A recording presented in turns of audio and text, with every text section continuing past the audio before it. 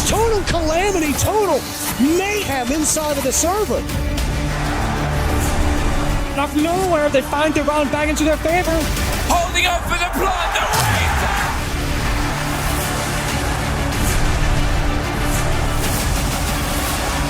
And I think he might just find it!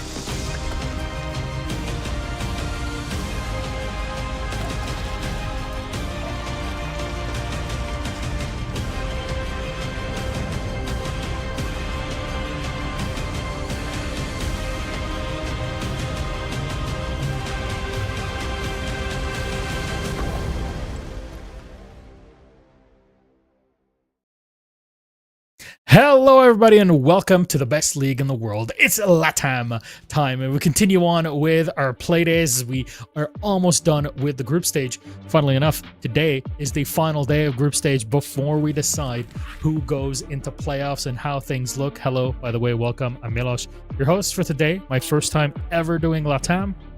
We're going to have a lot of fun together with myself and my co-hosts today, Gibson and Whippet, Gibby and Whippet, as I like to call it. Here's our match, a 6 best-of-1 series. We'll divide them between North and South here in LATAM, as you're used to. South starting off first with our first 3 games. Vasco versus Pittsburgh Knight. T-Rex going up against MyCam. And Wolves, Alpha team here, versus Malvinas. Those are our first 3 games. We'll turn our attention to LATAM North later on in the day as things look a bit more clear there, depending on where you're looking at that bracket and who's going to playoffs. Reminding everybody that the top 4 teams of each one of the subregions within LATAM, North and South, will qualify into playoffs. There's 6 teams in total in each one of them, and today is that big fight. Gibby, Whippet, how are we today? Good. So I was just pointing out before the pre-show, it's been nearly 800 days since the last time all 3 of us worked together on a broadcast, and you can only avoid us for so long. You've ran so far, but we always come back. Honestly, I with how Siege is, you always come back. You're never escaping anything, eh, Whippy? No, you can't. Listen, me and Gibby have traveled the entire length of our country to make sure we are ready for this broadcast. We risked everything, the perilous roads of rural Ireland, but we got here for, as you mentioned, the best league in the world. Friday 10, the last of the regular season. And here in LATAM South, there's everything still to play for a lot of these teams. Absolutely, and I'm glad that you say specifically LATAM South, because North is pretty much set up. There's still 2 more spots, but it's more about who goes where. Whereas here in South, Alpha Team are at 18, Knights at 17, MyCam Evolver at 16, and Vasco are 15. So the way things shuffle in the top 4 is already big. However, T-Rex are fighting for a spot in the top 4. And remind you one more time, only being in the top 4 gets you a spot in the playoffs for that chance at the Montreal Major. So T-Rex can give an upset today. Other teams can also play gatekeepers, and Malvinas are just kind of sitting there because they also can play gatekeepers in case they can take the win over Alpha Team today as they play them, as we saw in our schedule later on today. So there is a lot to look into, kind of to theory craft, which is part of the fun whenever you're exploring any region. You don't know what's going to happen. You always want to let your mind slip. But we have our first game ready in a bit. Let's talk about them. Vasco and Knights. First matchup in these best of ones that we have in store for you today. And this is a fight for, realistically, the position 3-4 within the league. Vasco want to survive and stay in the top 4, whereas Knights, well, they want to move on. They want to be number 1. They want to be at least in the top 2 to get a bye later on in that playoffs bracket. But can we see that today from Vasco, Whippet? It's going to be tough. Vasco, they've been fluctuating in terms of form coming into it. This stage, they had a massive loss of a player, Dante, jumped ship off towards the north, plays for Cruelties, had a fantastic time over there, and this team has lost a little bit of that identity. They've had results that have been against the flow of what we expect from them, but time and time again, when we start to doubt them, they bounce back for this, and they know how important this matchup is. They can upset this if they get a victory against the Knights. A victory for Vasco unravels T-Rex's hopes of getting, any position in towards that playoffs. And considering the T-Rex are the import team, they're coming from Brazil here, and a lot of Argentinian players are in this league, they're going to be aiming for that one. I think of this game as like a switching line, to be honest, Milosh, because if we see Knights win the first game, it switches the most important game of the day to the final game of the day. Whereas if Vasco win this game, it switches the importance the other way. So every game is going to have an impact in the league standings of some way, shape, or form. And this is two teams in really bad form compared to what we've seen historically from them going head to head. Yeah, and of course, best of ones in the group stage is different than how you'll play once you get into playoffs and you're more into best of threes also. So all of that there is to keep in mind. However, we talked about one team. Let's talk about the other. Pittsburgh Knights are on the other side, or just Knights as we call them. Pittsburgh Knights is just always still in my head from those olden days. And is this the opportunity here to solidify in the top two, maybe even number one today with a full win today in regulation time, Gibby? It's definitely a chance for them, and it's one of those things that's up to them to put pressure on the rest of the day. This is a team that have been together as a whole roster for a full year. The only new player that came in recently in the last 2 years is Soko. So in reality, they are the most tenured team in all of LATAM, never mind just LATAM South. With that, you see a lot of positives. They've got great chemistry, but we've seen a lot of lapses of concentration this season, and we've seen them stall out all too often. And because of that, they find themselves in this position where even if they do win in regulation, they might not even be enough to get the automatic spot to the Final Four. One thing I will have to point out for this matchup, though, is they have a massive advantage in this matchup. It's Soko's birthday. It's his 23rd birthday. He's got that buff going into it. A great picture of him and his dog on social media. Listen, there's going to be high energy in the camp for this one. They want to get a victory, and a victory here for Knights is, I think, a nice little bow on what has been a turbulent season for them. They can really say and cement themselves, listen, we can get a victory over Vasco. We've been on a recovery run the last week so far. I hope to see them have that bounce back. I really want to, because this team has had so much potential. Of course, they've the only team here in LATAM South who have made an international event going towards the Atlanta Major. So I want to see them potentially get to those heights again. It might be a long way off, and I don't think they're going to get it done this season. But for them, the first step to recovery is a good finish towards the regular season.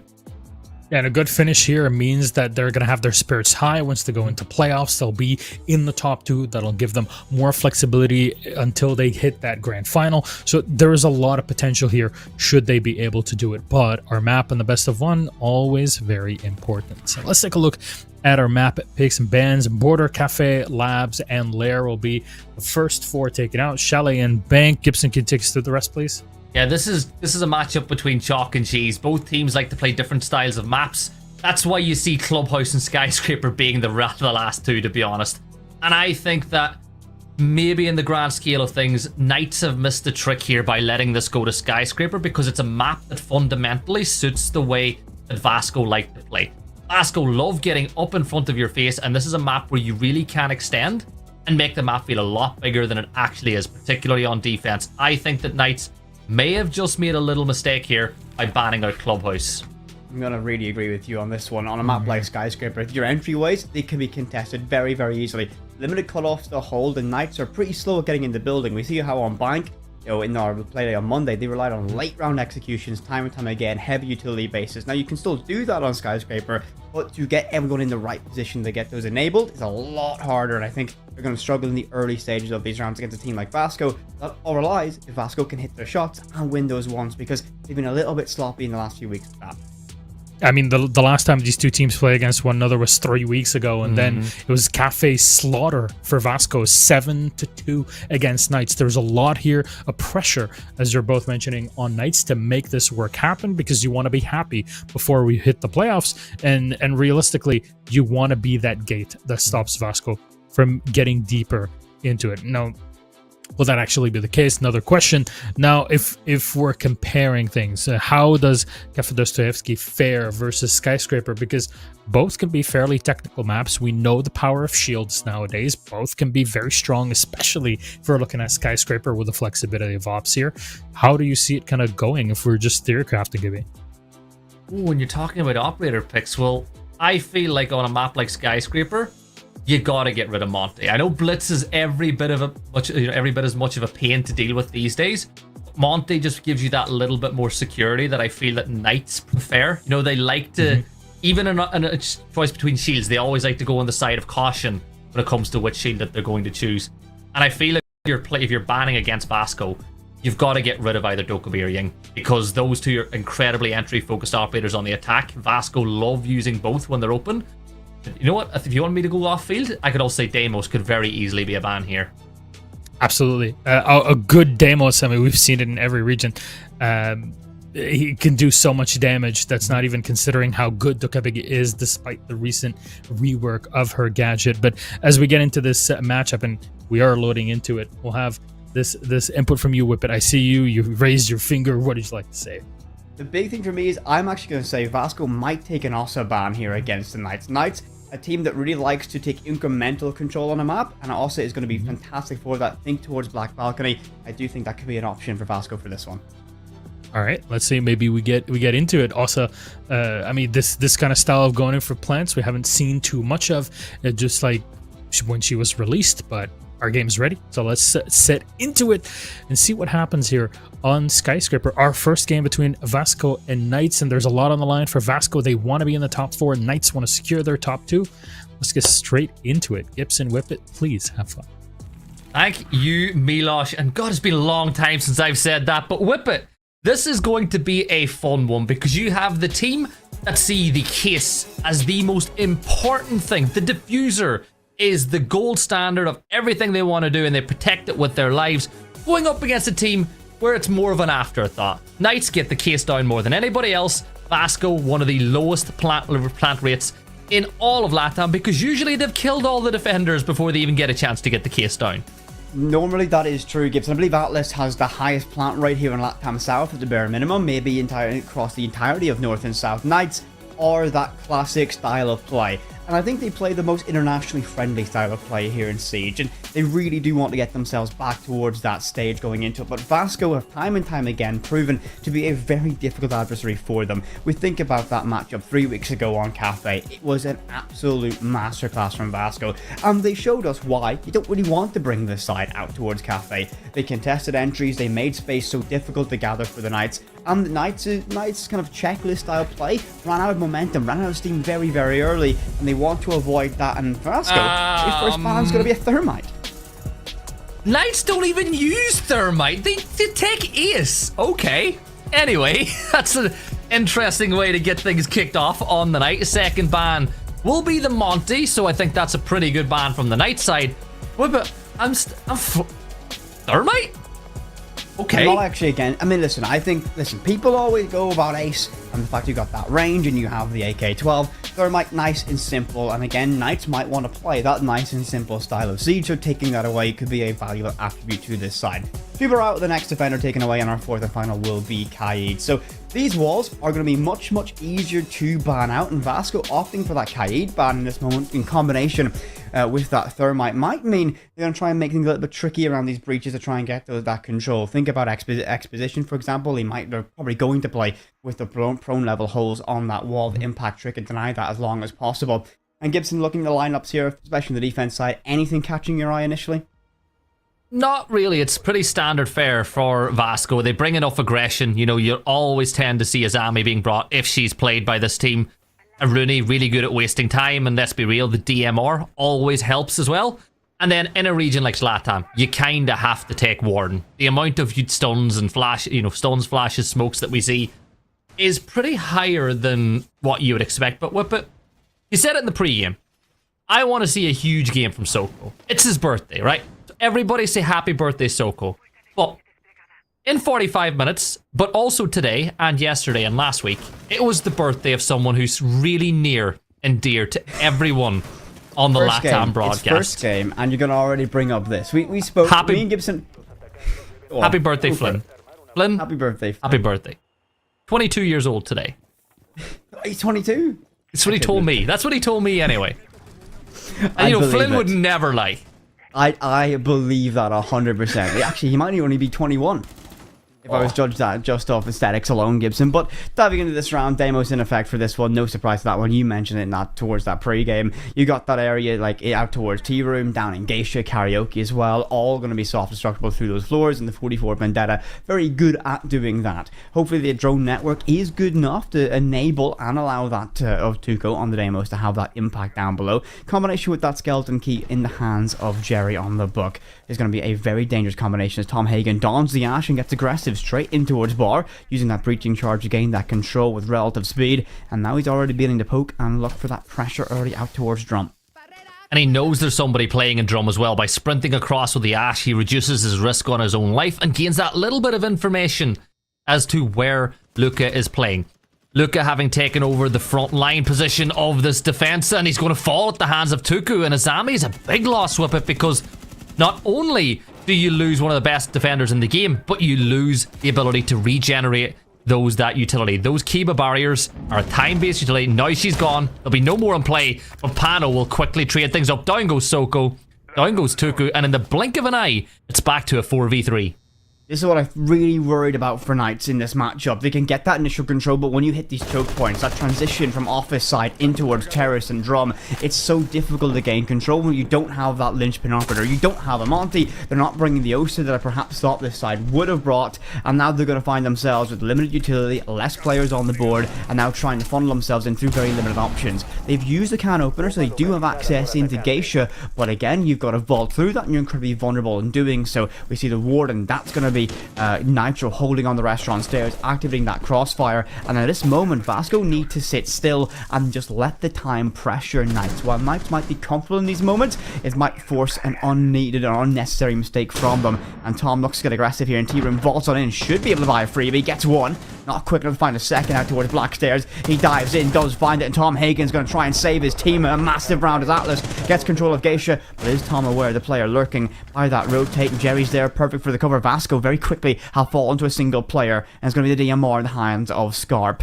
Knowing that the T-Room angle's there, flashbang goes out, but doesn't buy the space. That might bait a peek from that buck, and does so. DMR fires off enough to get that DBNO, forcing us now on a 1 versus 1. Ash is on 10 HP as well, so one shot from that DMR will do the business. The case is going to go down. This is what they do better than anyone else in LATAM, and now it is a pure on battle. Yeah, DMR, toe shots, why not? Round 1 by Vasco. War of attrition there, realistically though. Tom Hagen, again, a great job getting aggressive, getting in the building and buying space, putting pressure on. That entire round is realistically down to the flank watch from Jerry to make sure Tom's alive from that pressure from restaurant stairs, and Tom's ability to walk in behind his flashbangs and get the pick out towards Top Black and in T-Room, buying and opening up that space and inviting Knights in towards that execution. Unfortunately, War of Attrition, he got so much damage received, he had 10 HP left against that DMR and Aruni. You're not going to do a whole lot in that late stage, but it is one more case going down for Knights, and that even just tells the story of what this team values. He didn't play for the kill, he played for that objective, knowing that's the win condition in that moment. So we'll go to our second sight here from Vasco, and it will be out towards Office. I'm curious with the mirror in play, and as well Luca on the Boss G Vigil. I wonder how this one's going to go. I hate the Boss G. I love the Boss G. I hate my mixed feelings. Relationship. Yeah, I love when I play the Boss G. I hate when I play against the Boss G. Whip it. Look at this. This will make you happy again. This is for all the people viewing at home. 3 defenders currently reinforcing, 4 defenders were reinforcing, and Scarp was making rotates. Everybody on the defense doing a job. Whip it. People could bring that into the game. Way too often we see one poor guy on site doing all the rotates, all the head holes, while the rest of the team are off in Narnia getting ready to spawn Normally peak. it is me doing the rotates and reinforcements on site while we play ranked games. You're so good at it though. And you are that Boss G Vigil who will peek mezzanine balcony on Chalet and die instantly. No. I get an injure, but I die. You say that to make it justified, but we never see those points go up. The chat don't see it. We know. We all know. Whip it. Second round. We see in that early aggression, Luca playing close to the windows, looking for audio cues to when he can make that Boss G have an impact. Preparing potential runouts a little bit later. There we go. There's your runout. But nobody is there to be found. Now, that's optimistic because usually if someone does repel up there at this point of the round, they go on the other side of that flag. But Jerry has decided he wants to put that death mark, and he's got full information inside of bathroom, and this could be a very early pick, but look at the problem with it. There's no orange silhouettes really helping him out right now to get this kill, and Nitro's going to get it. Soko just gets aggressive with the boss. He will find one. Tom Hagen looks to go peeking out towards supply. And his head gets cleared from his shoulders, and a very quick advantage gathered from Vasco. And this is stylistically how I expected them to play. Every entryway is going to be fairly contested. You have a death mark and a vigil going on, right? So you've got a death mark right now. You have no one to push in it. The player who does enter via bottom house all of a sudden gets caught out. Now everything unravels from this, and Vasco, job is done from the extension. Job is done from the players designed to fight that entryway. Anyone else, if Luca picks one up more up, or Nitro gets one more, that's just going to be extra bonus. But right now, sit back, fall back, hold your crosses. You see a shield out towards Shrine. You likely have utility towards Terrace to hold that as well. This should be a round that might be wrapped up unless Knights can find a miracle, and they have players like Jerry, like Tuco, like Atlas, and Tuco also donning that boss. As Atlas does fire back, finding one. That's Luca, and now the advantage is reduced to 1. Scary gun down. Back to normal guns for the rest of the defenders. 4 versus 3. Attackers, you look at the utility that they have left. They do have some of those can openers. I believe Strikers brought them to the fray, so they can open up some angles to give them a line of sight if they need it. Oh, good night, Tuku. There's Nachoro getting Jerry as well. It is all down to Atlas now, who has been the saviour for Knights on several occasions. There's a 4-way cross being held as things stand, and Nitro is going to use the utility that he's named after, gets the kill, and just like that, 2-0 lead Vasco. This is a textbook display of why a map like this is going to favour a side like Vasco. Just denying entryways at every single point. We talk about how a map like Cafe, where you have limited entry points, you're going to travel via predictable routes at predictable times. It's where Vasco excels, and we're seeing that yet again. Knights, a great team in that execution, but they're not getting to that stage. Their strengths aren't being applicable because they can't get to that moment in the round. Boshi finds one. Tuco does get that trade back as well. Oh, no, sorry, he doesn't. My bad. We're looking at the highlights from the previous round. I know. Wake up. I know you've been stuck with me for the last 27 hours, but it's okay. Chat doesn't know. I have actually been in the same presence as Gibson for like over 24 hours at this point. And chat, the fact that you made him eat this like roadside shop sushi. Okay. Like the gas station sushi did not go well for Whippet folks, and I blame you. I'll derail for 1 second before we dive into round number 3 for this. Chat, when I made the joke about gas station sushi for our road trip today, I didn't actually expect, number 1, that you would agree with me, and number 2, that I would find any. And I did find some gas station sushi, and it was at the end of the day, and it was, well, let's just say, lived up to the prowess of gas station sushi. It's on us. If you don't believe him, check out his socials. The photo is there. We made sure to get it. Whippet. Flynn's in chat. Flynn told us he has 45 skins to give away. 45 codes. That's incredible. All for the lucky members, the LATAM loyals, can get themselves a limited edition Flynn birthday skin. Yeah. So honestly, message him. He'll tell you all about it. 2 minutes and 25 seconds now inside the round for Knights to work with on their attack. Everybody alive. You look at the lineup they have. Ying will be incredibly effective at clearing top floor as they look to garner control. Buck being one of the most important operators they have as well, because if they want to take vertical control, Buck is the only operator that can create the utility that they need. The Zofia pick, we've seen a lot of LMG play from Knights on the previous playday with it. Now, I'm not going to say that they picked Zofia just for the LMG, because let's be real. Zofia's utility is incredibly effective. You get 2 stuns and 2 concussions. Listen. And Gibby, they did not bring it for the LMG exclusively. The Pamba party is well over at this point. We're not in the show, we're not at Charlotte. At the opening, the hatch of Geisha does happen. Not the hatch, the wall. In a long day. Ying Candles go up to try and buy that space, and the Knights in the best position to put some pressure directly on towards Cypher. Luca is going to hold the line for this one, peeks out wide, trades off some damage out towards Ace, and looks to get aggressive out towards Drum. Does retreat down restaurant stairs, double stacked up magnets to help him hold this position. Nitro there in support as well. The bandit has dropped in via kitchen, and I think actually Nitro is going to try and play this stealthily, waiting to hold on as long as possible, and hopefully Knights don't spot him. it's all about the first gunfight, and never mind the first one. The first 2 gunfights fall in favour of Vasco Esports, who are looking to make sure that they are guaranteed to make it into the top 4. Remember, a win for them all but ends T-Rex's hopes, and the Chodo will make it a 5v2. We've still got a player on restaurant stairs. Nice spray through the wall as it's a fight back from Knights. They make it a 3v2. Cross being held by the 2 players. They're going to flash out the player inside of Karaoke, but not going to push off the back of it just yet. They know there's a player inside of restaurant as well, so you can tell with it, they've got a lot of information as to where some of these defenders are. The main thing now is to not get hyper-focused and stall out like we've seen teams do in the past. Uh-oh. Yeah, so they didn't get stalled out. Gibson, they just ran into a brick wall. That's Vasco. Yeah, that's unfortunate for that one. This is, again, what I'm going to be very worried about Knights, and I have a lot of respect for this side, for what they've done. We think about the performances that we saw from this team during Stage 1. They were a powerhouse roster for the entirety of the first half of this year, and this fallback has been pretty brutal, realistically, from them. And they just can't get in the building. They need to be able to find someone or find some method to get that control early. And without a Monty being picked, without an Osa being brought out, or even that Blitz, or even a Fuse Shield if you wanted to bring that, they don't have something to focalize and get that pressure because they don't play a traditional, there's a drone, there's an entry style. They move in a little bit more of a unit as one big blob across the map, and it's not been working for them.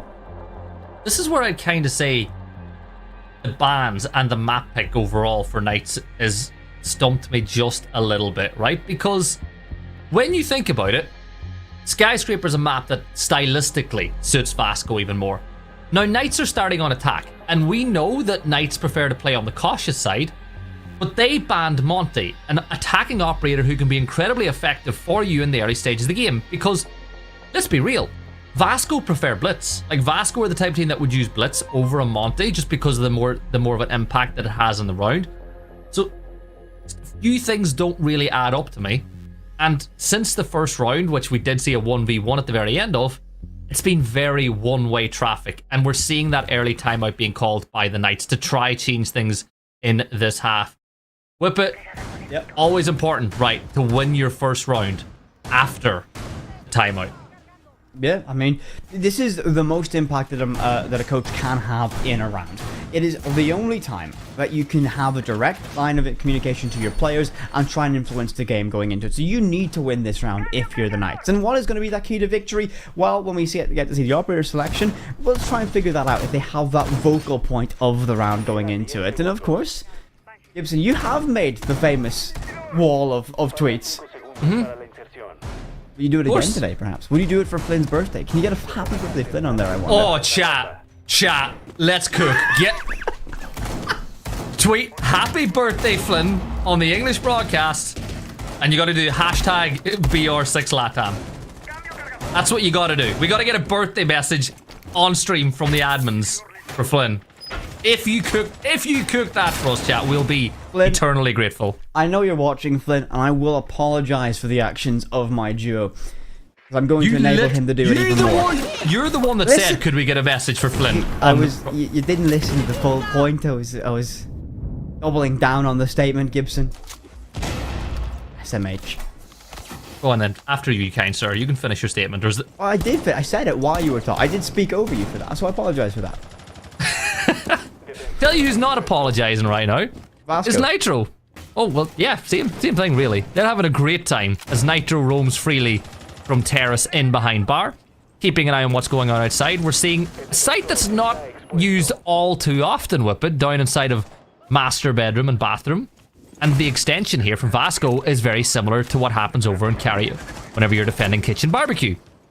Defend the top floor, make sure that there's no presence, and we may just see an early gunfight as there is presence inside of Karaoke. And Nitro's got to be careful because that pressure can come from either side, so falling back in towards Shrine is probably the smartest idea. Lots of posturing, lots of attempts at trying to find that control from Knights. A lot of players still stacked up outside. We're on one red silhouette deep out towards Geisha side and not having an impact yet in this round. I'm just a little bit curious about where this is going to go from the Knights. Again, they want to hit site directly. Drone is going to be directly on Luca. They have eyes on him. And the verticality denies that hit on towards site. So for the Knights, they have a very difficult thing to do at this stage. They now need to get control upstairs if they want to hit site, but they have no one in position to do that, and they're relying on maybe Jerry being able to use that shotgun R strategy of going up and aggressive with that Gara hook, but they, again, can't do anything at this moment for them. And so Knights, I think they're a little bit stumped. They're doing what they always do. They've wasted so much time in the round already. Though. This is a lot slower, Gibby. It is, because they weren't expecting the sight. Let's be real, nobody was expecting the sight, but Atlas, he's going to vault on in. They're going to go try get the case down, and nobody from Vasco has a clue. What is yeah, get inside the jacuzzi bath, get the case down. Amaru is holding the angle. What is... Yeah, case is down. Case is down. Jerry gets the opening pick, and another one. Yeah, it's not even like the Amaru like used her utility to get in. She just crouch walks straight into the upstairs cover.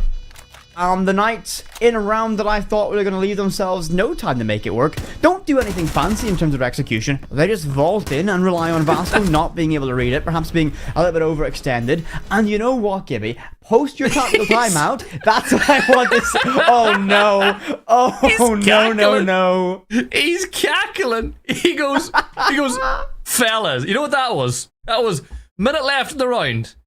It was, fellas, let me cook. I'm just gonna walk in. He goes, they're all upstairs. Trust. It's gonna work. I mean, listen, that is the type of call you need to make in what has been a very tough matchup here so far. And I mean, fair play to the Knights. And I think from the body language alone, you can tell a little bit of the narrative there. And I think you might be spot on with it. They had ran themselves into a little bit of a roadblock, didn't know where to go. And one of the members, I'm feeling Atlas, just said, let me cook. Let me walk in. He was belly laughing. He was actually belly laughing. Oh no. Well, you know what? He's still pretty hinged at least. We've not directed out towards T-Rex. Oh, dear, if they could do emojis in this game in LATAM, I would fear for the chat on the side of the broadcast. Information being gathered in the early stages by the defenders. Knights, they did claw one round. Always a team kill. That was way too close for comfort. But you look at the lineup with it. You've got yourself the Candelas again to cause chaos. Grim will clear space and get lots of information, which is a really good thing to have whenever you have Candelas in the back pocket where you know where to throw them the right way. But I'm upset. We're not seeing Atlas on Ace, which is what we see a lot of when it's successful. Listen, Atlas doesn't want to be on Ace this time around. He's like, you know what? Release me. Put me on the Grim. Set me free. Promote him to Doc. What? No.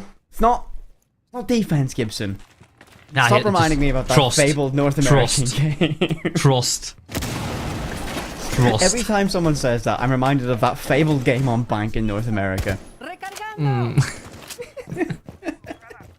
We love North American Siege. It's the best. Yeah, sometimes. Sometimes they're so good. Yeah, Vasco. like what? Vasco, I mean, listen, they won a major. Okay. Vasco are going to do actually a little bit of an unusual thing for me, and they're going to sit a little bit further back in towards site. At this stage, considering that it's going to be karaoke and tea, the last time out, which would have been the opening round, we saw 2 members of Knights already slain at this moment, and it's going to be a similar story, I think, when we get towards that transition moment between Office and Terrace, when they try and push out towards Shrine and Dragon Control all the way up towards Drum. They're going to find themselves running out of steam a little bit. You can't tell us go out, Luca will be blinded, but he can sit behind box and just live life perfectly. Drones will scurry around him, and he tries to get aggressive looking to find one, but no one's there. No one's putting pressure on his window just yet. He'll hear that repel and likely imagine pressure is relieved from this. He can't leave that position, but he's got goon mines to cover his entryway, so he should be fairly safe to persist a little bit longer in this round and be a nightmare for Knights towards that late stage. Last time we were in a 5v5 with 40 seconds left was funny enough the last round as well, where Knights just decided to walk into site. Thankfully for Vasco, they've got cover to prevent that from happening this time. But this gunfight with the Melusi is oh so important. There's the stun. That's going to blind the Melusi now, but is the swing going to come just yet? It's a little bit too slow with it. You need to push earlier, but Atlas will get one. Pano with the smokes. There's the swing. It's a 3v1 in the blink of an eye. And with this low HP for the attackers. 5 for Atlas, 47 for Jerry. Scarp's going to be able to find his one.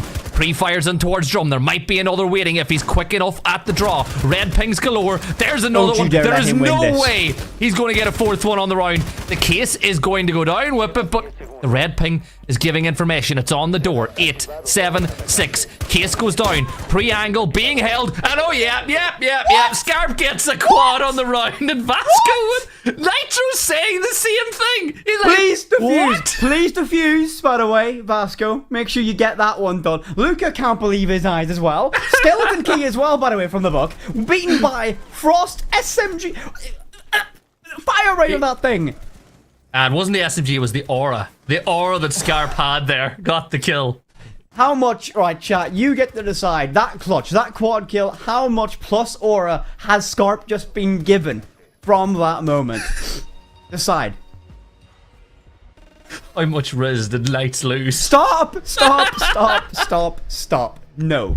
I'm not letting you devolve this after game 1. I have After dealt what with you said on Monday. I have dealt with you for 28 hours consecutively.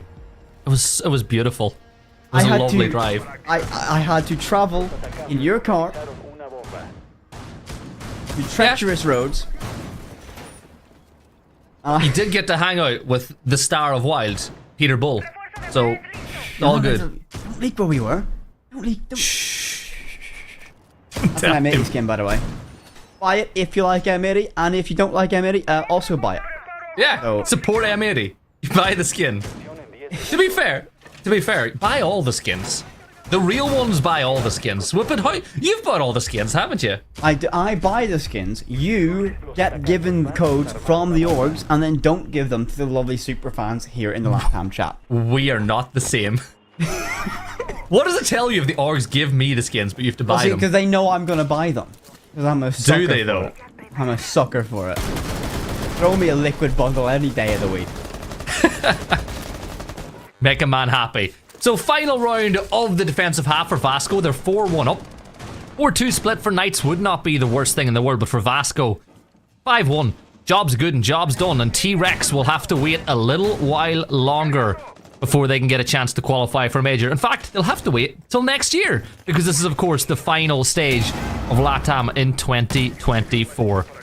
Whippet Castle being utilised to slow down lots of time. Scarp's using it. And Scarp now knows there's players on top black. There's also a player... Go out the window. Go on. There's the... I love LATAM. Get out of the fire, thank you! He's burning. He's on a heater. Do not lose this, Soko. It's your birthday. You get a birthday boy buff. Don't die. To the Legion, who has been, at this point, like, he's been cooked up nicely. He's probably a medium rare at this point. He's crispy. A nice. You don't know what to say, I wonder do where you? you're going with this one. No. Let's derail it even further at this point. He's a lot crispier than the chicken that we got last night. Gibson, okay, Gibson. The chat doesn't know the adventures that we had. They do. Gibson forced me and Packball from Wild to eat the worst chicken It was so bad. I've ever like. The box was falling apart. It was Honestly, that slimy.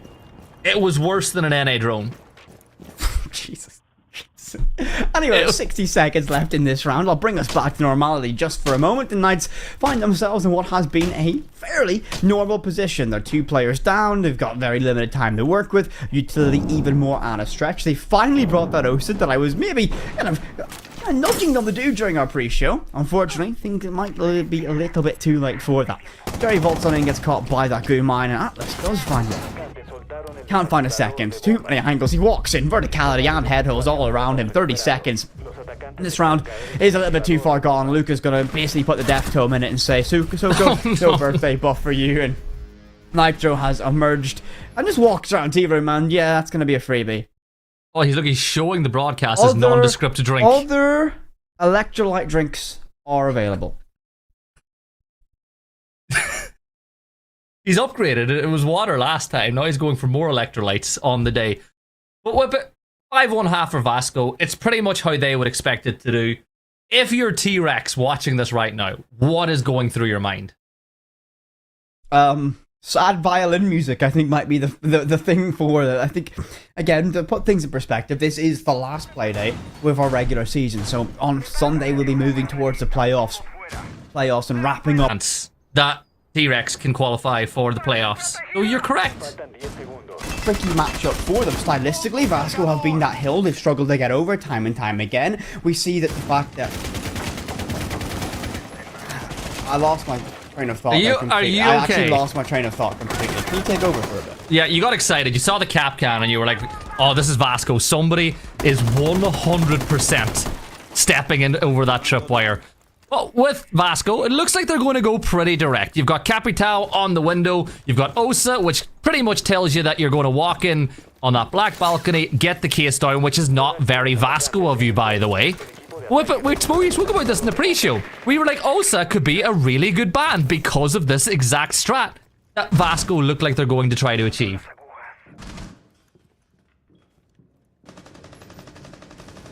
Just looking at this from the Knights, and I'm very, very concerned about the fact we're going to have this player overwhelmed pretty quickly out towards Black Stairs. The smokes are going to be a very impactful factor of denying that Osa play, but you have now that presence of Nitro down below, who's going to be able to have that Deimos pressure for anyone in Tea Room, in Geisha, or Karaoke, and you're just going to be looking at this going, tough.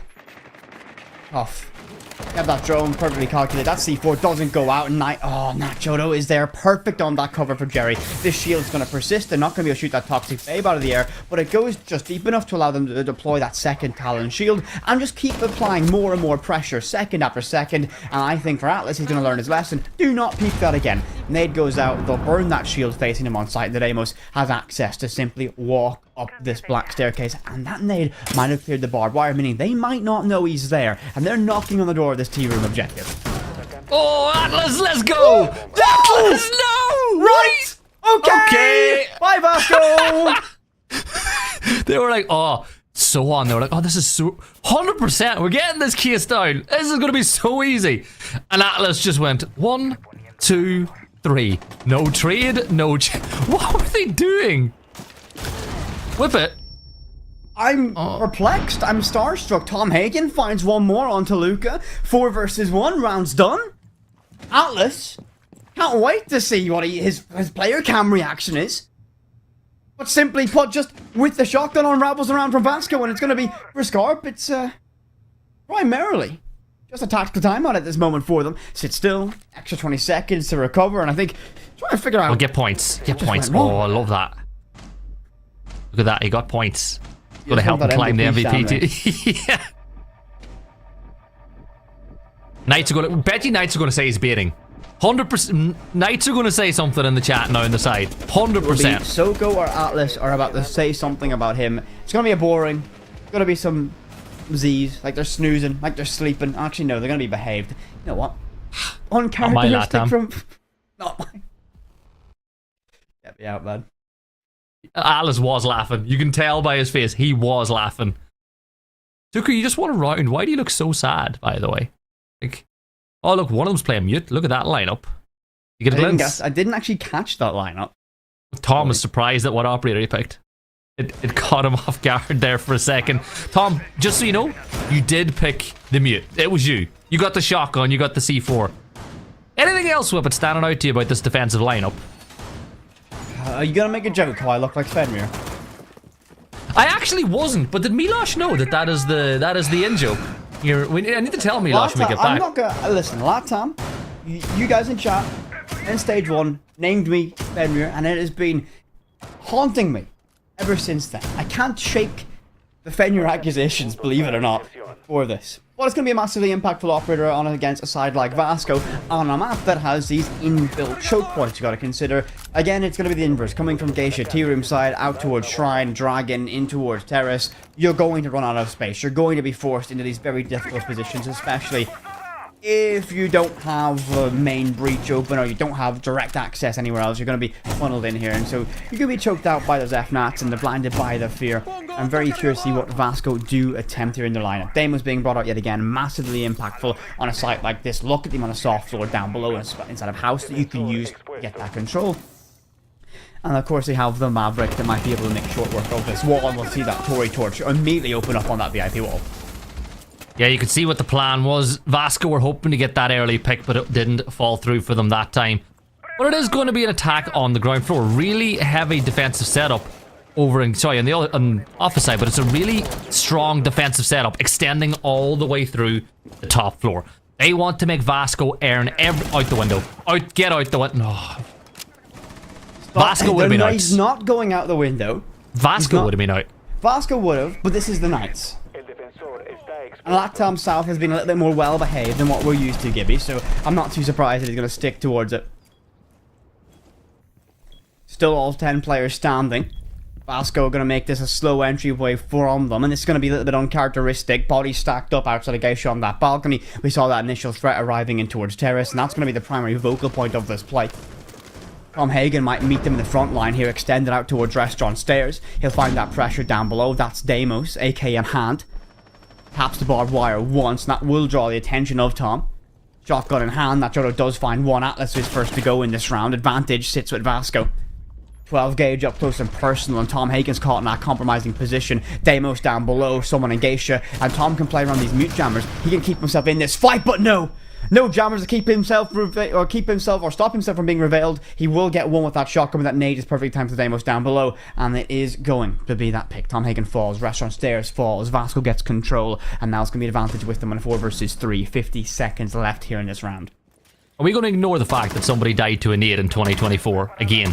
That's not. Nah, I'm not going to say that. The nade didn't do the hard work there. The nade just happened to be there. It's like, I'll take my participation medal. I'm here. It spawned in. 30 seconds left on the round. 4 versus 3.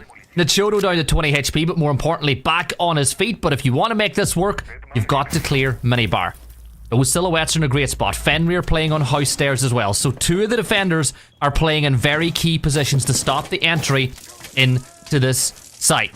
Here's that first Begrim's going to go out, and Soko gets aggressive, and Jerry does too. Soko gets another. It's all falling apart now for Vasco. There's going to be a lot of damage dealt, but you got to win this 1v2 with 6 seconds left on the clock. It ain't going to happen. Soko wins the round, and Knights starting to look that little bit better. They're starting to warm themselves up. They're starting to find that tempo, but again, I mentioned how Vasco looks so good on the defense, and oh my god, they're fighting the entryways, they're making it hard for Knights. It is Skyscraper. So just remember that one. It is going to be defense bias from them. That's not going to mean Nitro finding that nade. And this is going to be the Knights now leaning into the words that defensive advantage that you have on a map like this one. These choke points, you walk into Shrine, Dragon, into Terrace. There's not a lot you can do. And when it's going to be a full sight clear, you're going to go from one side of the map towards the other. You're going to find yourself running into those pressure points. And Vasco just met that head on, and Knights are a little bit more well equipped for that. So very well impressed with that. And it's going to be one more round back up in advantage for the Knights, reducing this deficit round after round. And the big thing for them is they're not letting Vasco gain themselves that map point advantage. They're not letting them apply that pressure. And of course the mental victory of Vasco get there, knowing that, well, Knights, they can't get 3 points anymore, so that might be a demoralizing factor. Yeah, I gotta agree with you there, and I think that what I liked most about that last round was the fact that Knights brought the fight to Vasco in the last 30-40 seconds. It's not what they would historically do. Usually they would sit back, hold their angles, and wait for Vasco to step forward. And I think they completely caught Vasco attackers cold when they just hit the Shift W and went to get those kills. And I feel like Knights are going to have to keep Vasco on their toes if they want to pull this game back, because Vasco, 2 rounds away from the win. Knights need 3. Sorry, they need 4. My maths. It's me that's getting my maths wrong tonight. What's going on? Professional numbers man. Thrower. You count numbers. Numbers man. Oh. You do the numbers for like big corpo. About the price of building. You should know how to count. And you work for Big Siege. That's the right answer, Gibson. That's the right answer about my career path. I like that from you. So the Knights on the defense here are going to do what we expect them to deny that crossfire from them. Kitchen will be the site, and we'll see Nitro immediately put that entrance way in towards house. Now sitting in bathroom, trying to find themselves that little bit of control. Maybe someone from Knights might go off on a wander. We don't expect that. This team is pretty regimented. Geisha will be open up at these early stages of the round and is going to give themselves some avenues to put that pressure on. Now, considering the site is down below in Kitchen, unusual, the Geisha is going to be that free, but verticality not going to be a primary objective. Held on from the side of the Knights. We do see the opening pick happening there. Valkyrie does pick that one up. Soko does find it, and that's going to be your Capital now removed, and that's going to be your 2 fire darts, your 2 smoke grenades, your key execute utility, not on the board for the side of Vasco. So they're going to have to do this with very limited resources, and they've only got 3 flashbangs to try and buy themselves some space. And they're going to work on that right now. But you can see there's an FNAT at the door, ready to slow the push. Angle being held from reception inside of bar. There's that first flash grenade. Valk's going to get caught reloading. But Vasco are too slow on the push. They reposition. They get back on the rappel inside of kitchen. Remember, they opened up this wall what seems like forever ago in the round. But what's been a problem for them time and time again has been Atlas on those close angles with the shotgun. And you know what Pano sees right now? No vertical holes being held over this vaulting, which could open up a massive opportunity for them to go direct. Those vertical holes are often, though, a double-sided coin. You can very easily lose your life as a defender if a player like Pano is watching it. That Banshee lets out its whale, and it's going to be a freebie. Sketchy one there. Soko finds a second. Luca gets a trade. Nitro into the action as well. Advantage still with the Knights, but very quickly neutralized by Nitro. Charging into sight, but verticality still a factor, but Luca reads it perfectly. Legion alone doesn't spot the player on restaurant stairs, and Vasco find themselves map point advantage here on Sky. What an execution. When you gotta go fast, no better team to do it like Vasco. And remember, Vasco are playing for their playoff lives. They need this win to take all doubt out of the equation. And as it stands, they're in a pretty good spot. And remember, Whippet, there's another little wrinkle if Vasco win this game. Vasco win this game. At the very top of the table, Team Alpha are locked in to that Final Four, which is huge for them after the little dip in form. We're already locked in to Final Four. They're... Oh, sorry, number one seed. My bad, numbers hard. Yeah, we are numbers, man. Who would have thought we'd had a long drive today? I have been awake for so many hours, Gibby. I didn't get the sleep in the hotel because you snore, and so... Yeah, but we can't complain because Milosh has been essentially working for the last 33 hours. That is true. He's been hosting for 33 hours straight now. And he's been dealt with us. Passion. Imagine at the end of your shift getting us. That might be rough. That's rough.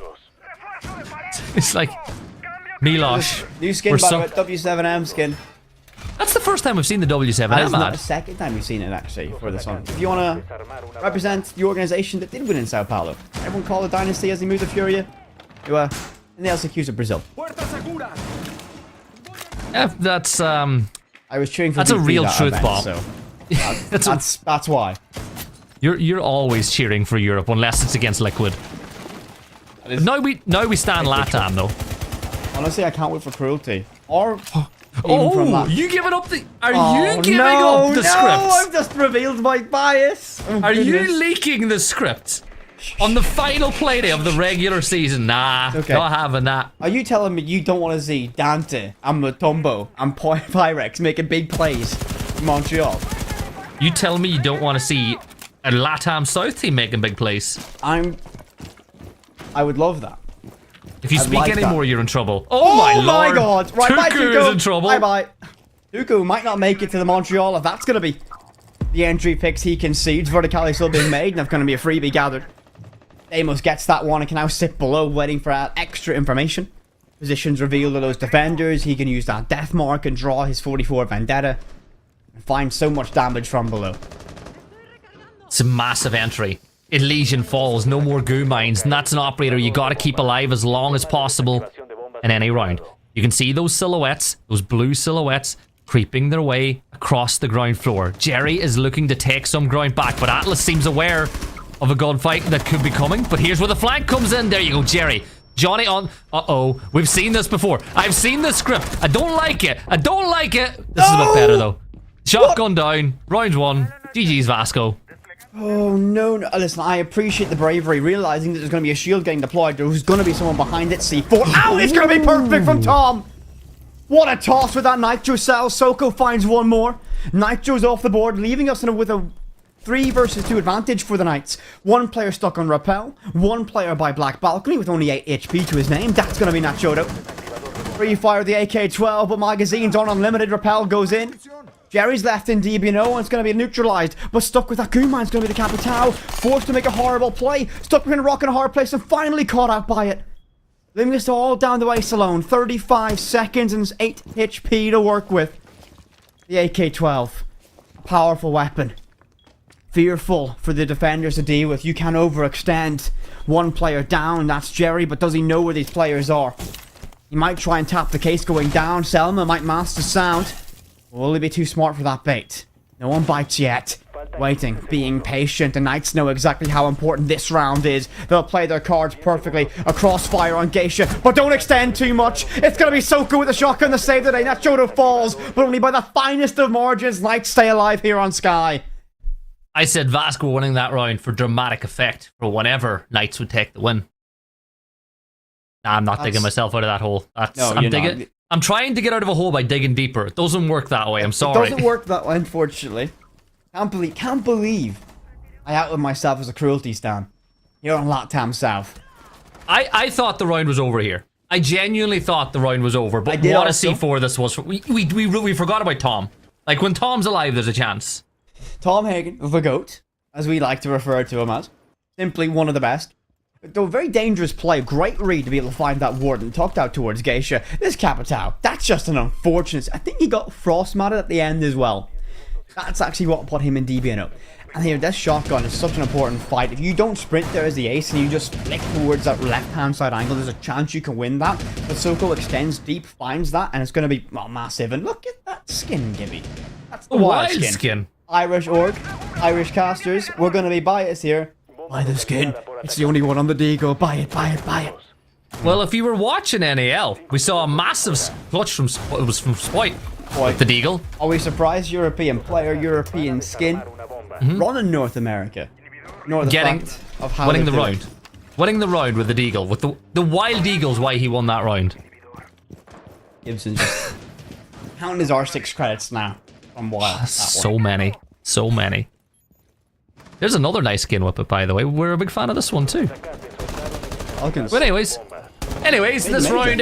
Yeah. Our round is... well underway. 2 minutes and 30 seconds for Vasco to work with, or can Knights draw one round closer? Glass has been brought by Nitro. We know the impact that operator can have. I do like the Bearing 9 as well. I'm not going to lie. I think it can be very effective in capable hands. But you look at the lineup, right? And the site that we're playing. You expect Glass to play on the main breach. Probably not for a plant, but more so to bait one of the defenders to peek because they think it's a plant and then get a freebie off the back of it. Warden's going to be a perfect counter to that, though, Gibson, remember. Imagine the big thing here, though, I want to see. If you're going to play around that glass, you're going to try and make an impact with those smokes. You've got to combine it with an EMP to make sure that Warden's not going to be a factor. Oh, no, the Knights find two in quick succession. So go through the smoke. Didn't even have vision with the goggles for that one. SMG-12 rattles off, and that's going to be Vasco down to 2. I love the ambition, the bravery for that play. Doesn't just work out the way they wanted. So much time left in this round to try and find recovery. Panu, 10 hit points left to work with, not a lot. They've got themselves deep inside of sight, so they'll play a dangerous gambit. A dance with the devil. Aggressive swing, but hell, Terrace, they now know one player stuck in the bar. Tuco finds it, Panu can't do a whole lot, and it's down to 4 versus 1. Scarp alone gets 1. Needs to find a quad kill to make this successful, but unfortunately caught by Atlas, and Knights get themselves within 1 round striking distance. Gibson, is this going to be destined for overtime, or can Vasco find a way to save it as we go to round number 12? Well, do you feel like history is always destined to repeat itself? Occasionally, Gibson. Last time these two teams played on Skyscraper was a Knights overtime victory 8-7. So if this is going to be a Knights victory, 8-7, I think that's going to be a mystical prediction from you. But again, this again from Knights, they had every resource perfect to them. And I'm going to call Vasco out on this one a little bit. If you want to go for that Blau-style execution, right? I love it. It's great. It's very much in the ideology of what this team likes to bring out time and time again. You've got to find that Warden going, where's he playing? And then you have to be able to throw your EMPs and neutralize those goggles. That will buy you a window of time. Look at how many teams stack those up, especially towards bank executions, for example. You need that to land deep, deny that Warden who can't see through that smoke, giving your Glass optimal effectiveness, and can even force a plant deep if they can't watch that cross. Unfortunately, didn't land that way, and Knights take full advantage with it, and a massive 3-piece from that Warden to basically unravel that round at the seams. So, round number 12, Knights on the defense, and they go down to bedroom. And when Vasco went here, Knights simply walked in. They saw a gap and they took the space, and Vasco had no significant reply to that. Can they find some similar magic from this as Knights extend themselves out towards restaurant? Well, Vasco go for a map clear and try and catch a member of Knights a little bit alone and isolated, far away from the win objective of the site. Well, but you want to know something crazy, by the way? Of course, I'm always willing to learn. Vasco have now eliminated T-Rex just by getting to 6 rounds and guaranteeing themselves 1 point. T-Rex can no longer qualify for the playoffs. Now, on the other side of that coin, the maximum amount of points now that Knights can get is 2, which would only put them 1 point ahead of Team Alpha going into that game later on today, meaning that Alpha just need any form of a win in the final game of the day. So, T-Rex, it was an absolute pleasure. Hopefully your swan song for the season in the next map goes incredibly well, but whip it. Vasco, they've done what they needed to do.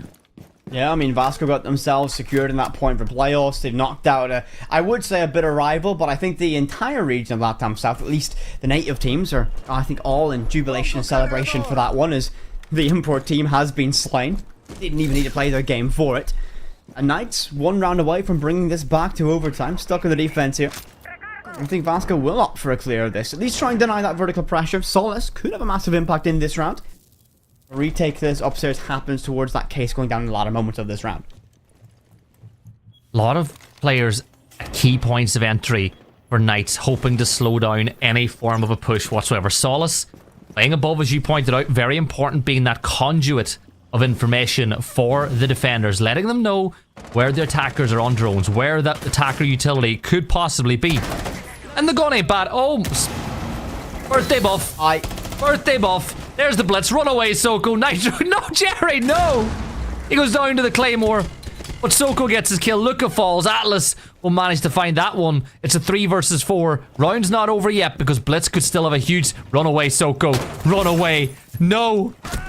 Nothing Soko can do in this moment. The C4 might just be an act of desperation. Naturally does find one to Tom Hagen, Gibson, and I think perhaps we might have overestimated, or maybe write the eulogy of this matchup a little bit too soon. Vasco now knocks on the door of sight. They've got a lot of utility left to work with, and now know a player is alone and isolated inside a bathroom, and a great read from Pano.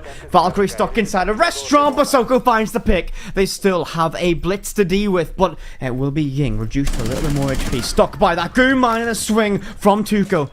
Blitz alone, 20 seconds, might have an opportunity to get this case down, but the big thing is, if you draw them towards you, you're going to be an opponent who benefits in these close quarter fights, and the Blitz shield's going to be up, and it's going to be a nasty moment. No. You've got to have a crossfire, and that's what they have. The Knights are all the way back. Overtime is calling. 12 was not enough, and we go the distance, Gibby. And it is the birthday boy getting the final kill of the round, taking down that Blitz. We had him dead to right just a little while ago. Where's the birthday balloons though? We had birthday balloons earlier this season in LATAM. They clearly weren't for Soko. That little flick was beautiful from Soko as he's able to get that kill. At this point then I thought it was a GG, but there he was, Soko again getting the kill onto Pano. And I actually like the way that Knights played this. They waited long enough for the 2 players to get close by. And then the cover was there for the stunned teammate, and the round was won. And whip it, we're in overtime, and that means that as things stand, Knights are now level with Alpha at the top of the table. All that pressure builds now an Alpha team who will be, I believe, our 3rd game of the evening today here in LATAM South. So they'll be facing Malvin as for an opportunity to regain #1 seed in this. But Gibson, to focus back on this matchup that we have ahead of us, Vasco have a significant advantage going in towards that side swap. Knights have done a reverse sweep here on their defense. Now, of course, it's Skyscraper. We often know how there's very few teams who are attackingly proficient on a map like this. You know, the teams that are great on this map, especially in attack, sound like BDS. And while sometimes when you have a Shaiko, that's all you need to be able to break teams down. So, again, very difficult to defend, or sorry, to attack this map. And Knights have won the coin toss. They're on the defense here on overtime, meaning they've got a great position to be able to just post this one out. They've played so well so far.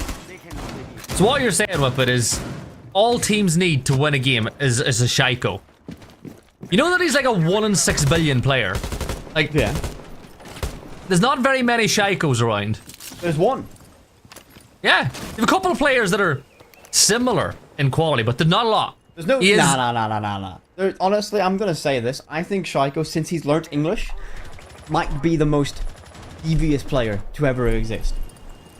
Shaiko learning English is bad news for everyone. He has become... His use of the cowboy and sunglass emoji on Twitter and /X is the most terrifying thing I've ever seen. Alas, though, he's not playing in this region. Yes, I've qualified with Montreal. No teams in LATAM have got that position yet. C4 out, not tossed deep enough. Candela's charge in to get control of display. Tuco does find Nitro in the midst of that chaos, and one player spot crossing. Pano does get that credit. Soko has been slain. The Azami might not be able to make her escape, and Scarp does find it. Correction. It's the cat can off the board. Those denial traps, those booby traps still lurking around the map in the dying moments of this matchup. They might be a defining factor of it. But Vasco, advantage here with a minute 30 left to work. Vasco going for a full clear as well from the opposite side of the map. No attempt at an Ossa this time around, so it'll be a little bit more straightforward when they go for the execute. Tom, locked inside of Geisha. The window is open, which puts a little bit of phantom pressure on him. He can't get overly aggressive peeking inside of barrels, which will buy a little bit of space for the defenders. But the main thing for me is how they hold. They're a player down. It's a 4 versus 3. Next pick is absolutely critical. And last time we were in this situation, we saw Knights bring the fight towards Vasco, which caught them cold. This time, Whippet, they're not really in the same position. That shotgun up on Black Balcony could be an absolute tool of destruction. Two bodies stacked up by Shrine. Smoke grenades go out to try and burn as much time as possible. SMG-11, bravery peak there, but Tom Hagen swings for the trade. 2 versus 3, and that might be the opening. Are you kidding me? Tom going huge, finding 2. Pano calms the nerves. Leisure Mind's good enough to lay this down. Are you kidding me now? Tuco, moments away, millimeters away from winning the round right there, right now. LMG goes off. Are you kidding me, Knights? Are you kidding me? How have you got away with that round? It looked done and dusted, and Vasco almost guaranteed, but Tom Hagen finding 2 high-impact picks. What a moment from this side, and Knights are one round away. Is he whistling? Whippet. It was the aggression, though, because he pushed in the barrels, he saw the case, and he could have gotten passive. He could have said, okay, I'm going to play passive on the case, but once more, upping the aggression, catching them by surprise. Here, we'll get to watch that exact moment again. Tuku wins this gunfight. He sprints in, he sees the case, but he re-engages on the fighting tee and manages to win the round. And with that, Knights now find themselves 1 round away. 1 defensive round away from potentially getting that 8-6 victory. They do need to win. They need to play 1 attack against Vasco. Does this go all the way? But does this go 15 rounds? I don't know, Gibson. I don't know if I'm ready for this one to go all 15 rounds, but yeah, it does. All the way. 15 rounds. We want 45 rounds in the South tonight. Finish the regular season with a bang. Well, no, hold up. If we have every game here in the South go to max OT, that means that by the time Flynn begins the cast in LATAM North, it will then become his birthday. I believe it's 4 hours for Flynn to become the birthday boy. Take that buff away from Soko. So, hopefully we get more max OTs today. The Flynn must endure chat wishing him happy birthday all night long, which I hope you do. Whippet. That's my name. Do me a favor. Hello. Look at the calendar, like the date on the bottom right of your monitor. Oh my god. Chat. Happy birthday, Flynn. It's officially for us, Flynn's birthday. Happy birthday, Flynn. Here's the thing, like Flynn will be like, it's not my birthday, but Flynn, if you were here beside us right now, it is your birthday in Ireland, so happy What birthday, you're Flynn. saying is that you're going to take Flynn out for some birthday festivities here in Ireland. If Flynn comes to Ireland, we will go for many festivities. I like that. You would consume many festivities with Flynn Whippet.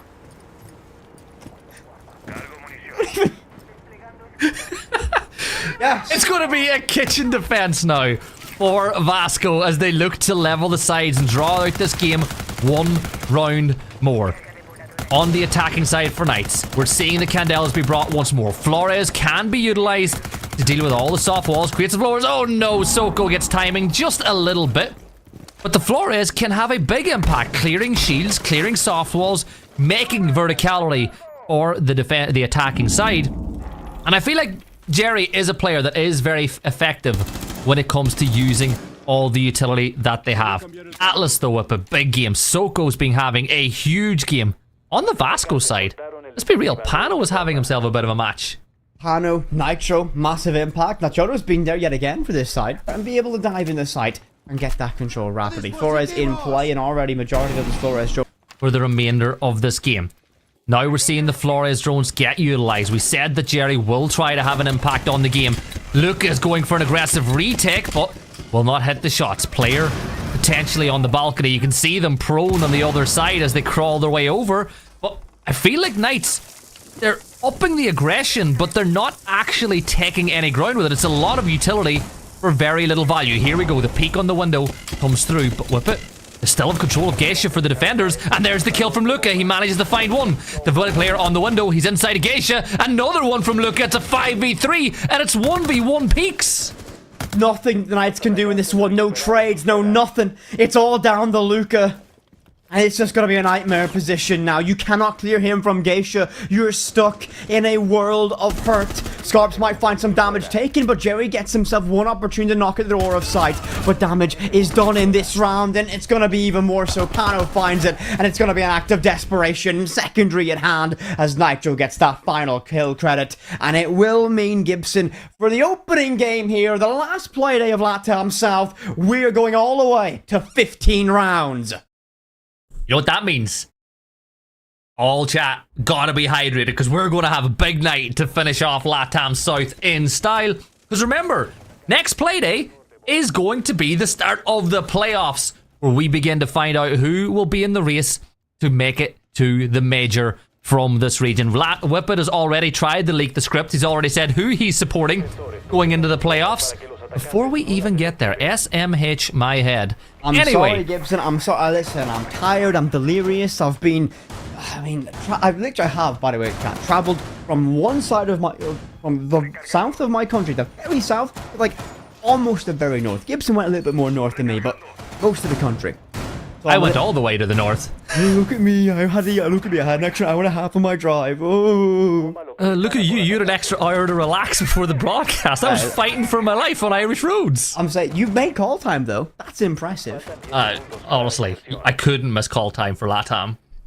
It's the... Oh, my... I would not miss it, but Gibson, for what could be the very final time... Well, actually, you know what will be the final time here on Skyscraper? It is Knights versus Vasco. All down to this. A single round shootout for victory. Victor will get 2 points added to their tally. And the big thing, again, as you mentioned earlier, this will get Knights level our advantage in terms of points against Alpha Team for that #1 seed. Putting all the pressure on how they have been leaders of Alpha to get themselves that victory. So, Gibby, 2 minutes, 30 seconds. Predictions for this final round. How do you think it's going to play out?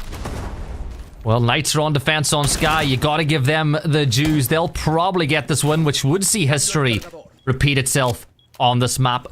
Look at the defense, though, but this is what I love. I love the fact that you've left the wall soft with the footholds, meaning that getting it open... Uh-oh. Uh-oh. Do not sell yourself here. He's going to see his head. And then you move... What? If Luca moved that 1 inch first, he was going to see the head, and that was going to be first blood, and Tom would have not been happy. Tom would have been in shambles. The worst bit is, I think Mute's head was actually just about visible there by the railing. Drone does go up that stairs to try and find more information. Do not peek this, Tom. Your job is to exist.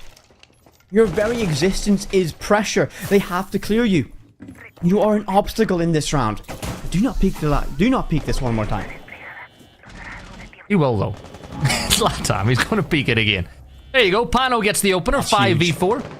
And there's a phone call as well with it, so you know where a lot of these defenders are. So as we go, there's nobody out the window. There's nobody there, Soko. Oh my Atlas God, is going to get found. Oh my God, Luca just walk up restaurant stairs. Why not? Get yourself a quick double. It's a 5v2. Last time we were in this position, it was the other way around, and Vasco were able to win the round. Information drone. He's Deimos. They know it. Oh my god, Jerry. Again. Go on. Hold it. Hold nice one. Hold it. Hold it. Hold it. Run away.